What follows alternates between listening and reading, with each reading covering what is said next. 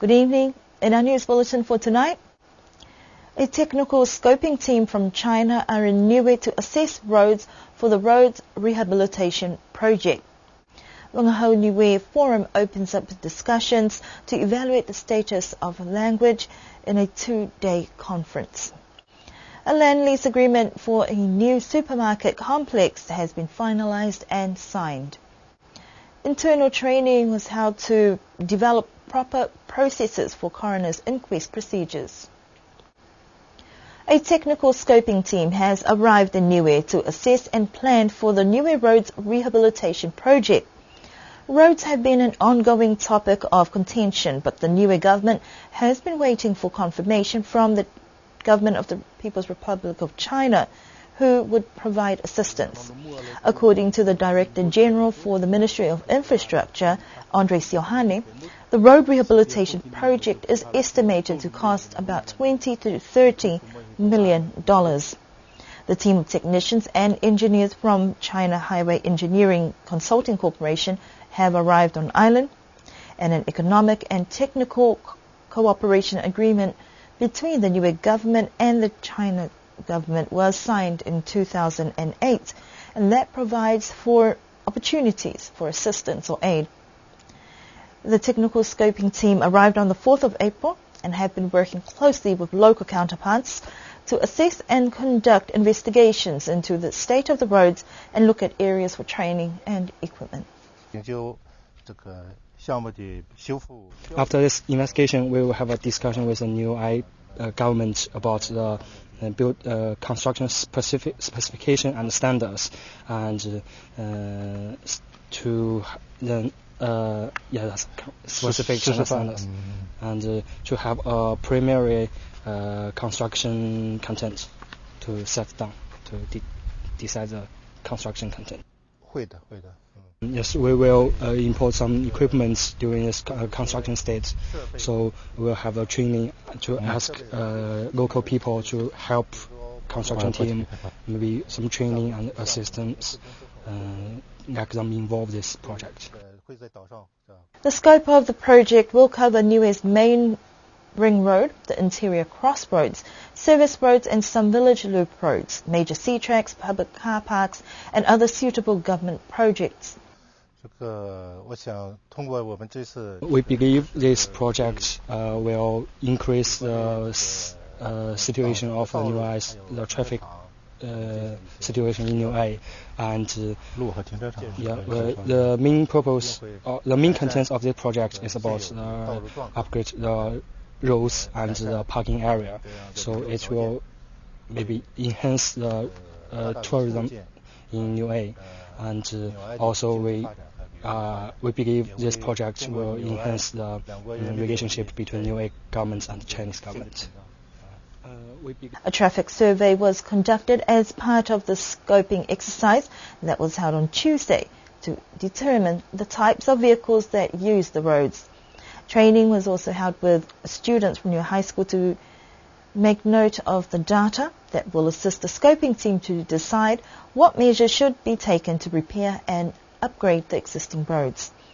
Chinese government officials are due to arrive on the 18th of April to discuss steps forward with the Niue government, and the technical scoping team are here until the 21st of April, where they will return to China, and a tender process will start once specifications of the scope of the project is finalized.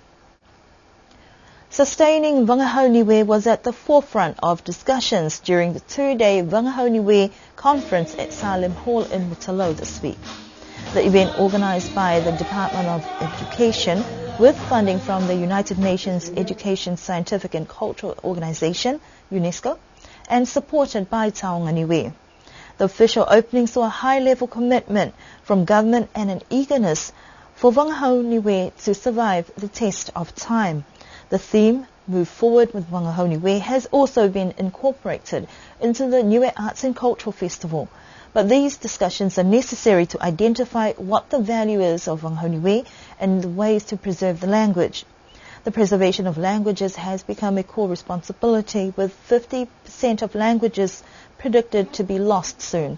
96% of the world's languages are spoken by only 4% of the world's population, and half of the world's languages are spoken in the Asia and Pacific region.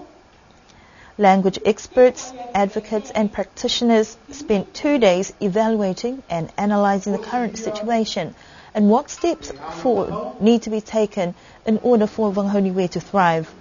All languages are necessary and should be preserved, so we can understand that our intellectual and linguistic diversity also forms a system necessary to our survival as human beings. The conference has also provided an opportunity for Niueans living abroad to share their views and challenges, trying to maintain a language that has few fluent speakers. As custodians of the language, those present have a sense of responsibility to ensure that Wanghoniwe moves forward in a good state to be passed on to the next generation. The conference ended this afternoon, but the next challenge will be to maintain this momentum and to strengthen and elevate the status of Wanghoniwe not only in Niue but amongst Niuean communities living abroad. Government has signed a lease agreement for Crown land at Funuakula to be used for the development of a supermarket complex. The 10-year lease was signed between the Niue Philatelic Numismatic Bureau and Swanson's Limited on Thursday last week after it was filed in the Niue High Court. With the changes and transformation within government, the Niue Philatelic controls the Niue government's revenue-generating streams or company, and that also includes Crown land. However, there was a brief disruption to plans last week when the Alofi South Village Council put forward an injunction with concerns raised by the community and some business owners. The main concern was the lack of consultation and information about these developments and the effect or impact these developments would have on the community of Alofi South.